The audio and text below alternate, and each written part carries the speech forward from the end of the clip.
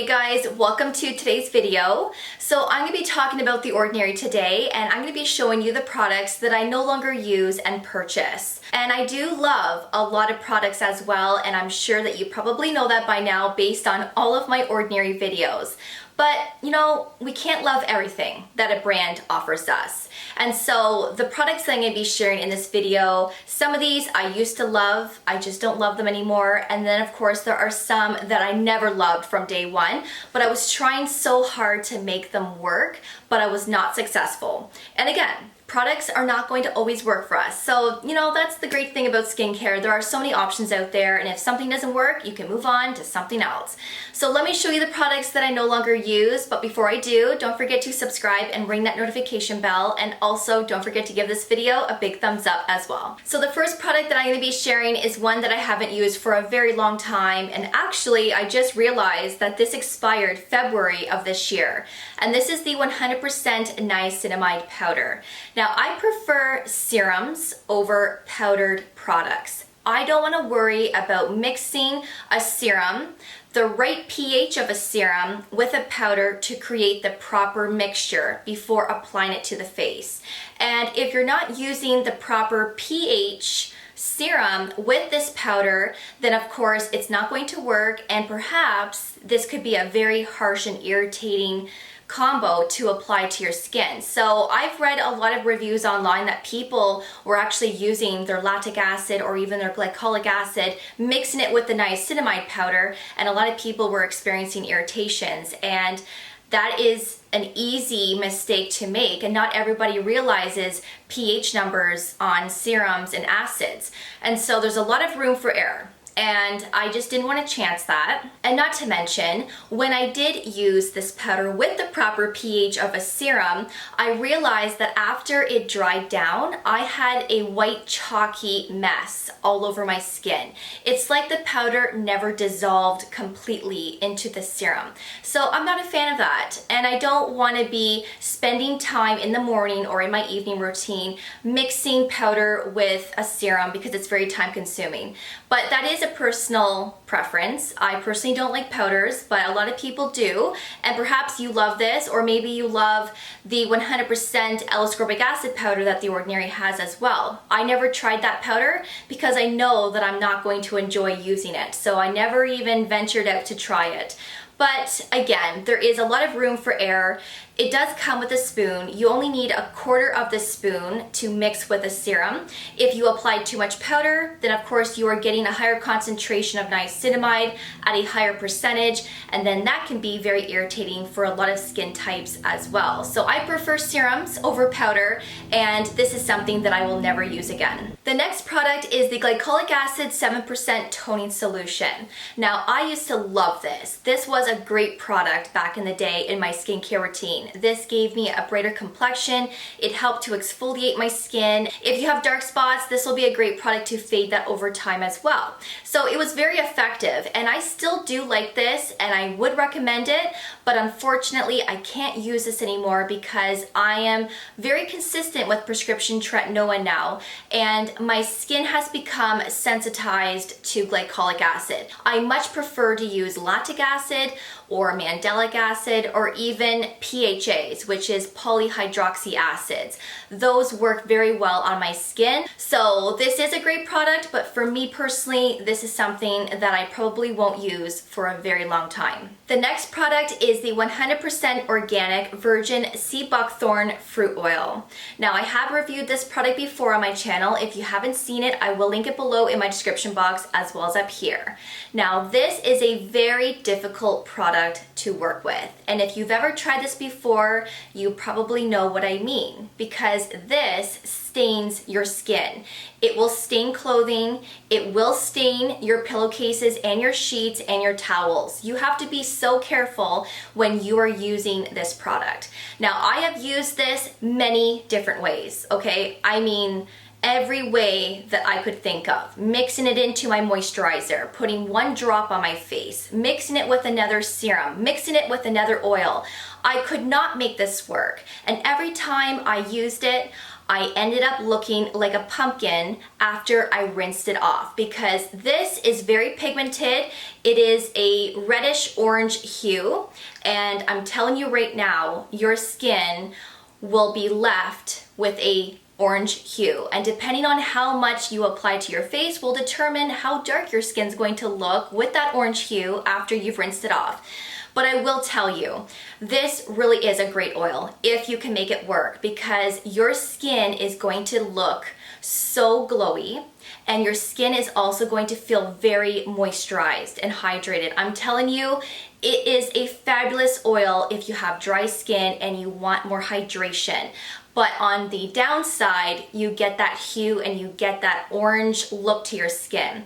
So it's not for me. I couldn't make this work, but if you can, I really do recommend this oil. The next product is the Ordinary Bee Oil. Now, I am a big fan of this. I actually really love this oil, and it's one of my favorites from the Ordinary. But the reason why I don't use this anymore, and another reason why I don't plan on purchasing this, is because I am not a fan of face oils. I never got into the habit of using them. And so when I see them lingering around and I think to myself, well, maybe I should incorporate a face oil, at the end of the day, I never do. I just don't. I just don't have room for them. And if I need hydration or I need more moisture, I will just use a thick, rich cream instead. And that usually gets me to where I want to be. I really don't need to rely on a face oil. But I know that there are a lot of people that love it. And if you're in the market for a new face oil, especially for the winter months, I would recommend picking this up. This is great for all skin types, but especially if you have dry skin. And the reason why I like this one so much is because this contains several different types of oils in one. So there's squalene in here, borage seed oil, rosehip seed oil, and the list goes on. There are so many oils, and it's very nourishing on the skin. I never experienced pilling when I used to use this, and it's just beautiful. I really, really love it. Now, this has a green hue to it, but I promise you that your face will not turn green, and this also has an earthy scent to it as well, just to give you a heads up. It's very mild, but there is something there. And so, yeah, I'm not going to be using this again, but if I do in the future, this will be my oil of choice. I have another oil here, and this is the 100% organic cold pressed Moroccan argan oil. Now, this is just okay in my opinion. I like it, I don't love it, and I don't hate it. And I don't need it in my skincare routine. Now, this oil can be used on the hair, your face, and of course your body. And when I was using this, I was actually using this on my body, and I would incorporate a couple of drops of this into my body moisturizer and apply it all over. I would also apply a couple of drops of this into my hand cream, and if I wanted to put cream on my heels, then I would incorporate a couple of drops of this as well. And it did a good job, but again, I don't use it. I just don't use it, and I forget about it, and it's just so wasteful. So this is one oil from The Ordinary that I would never purchase again, but it is a great one, especially if you want something that works for the hair, the face, and the body. The next product is the ascorbic acid 8% plus alpha arbutin 2%.